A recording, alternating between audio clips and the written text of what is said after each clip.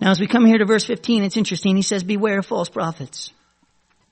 If you're interested in following the narrow gate, you're interested in truly finding out the will of God, one of the things you're going to do is you're going to end up running across a lot of people who end up talking for God or talking about God.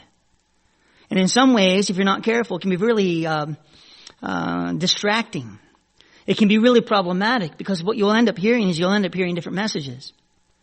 You'll end up hearing people, that, whatever. Right? Hey, it's not that restrictive. God is, obviously he's more loving than that. He won't send people to hell and that kind of thing. And that, they'll try to talk you out of the severity of things.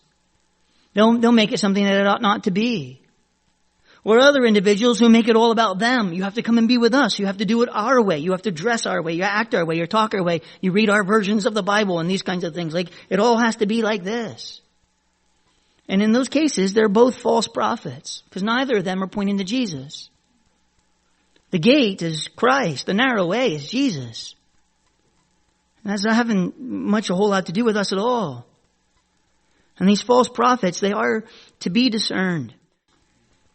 If you just simply eat what you've been given without any discerning on your part about the truth of it, the fault is not on them, the people that you've been listening to. The fault is on you.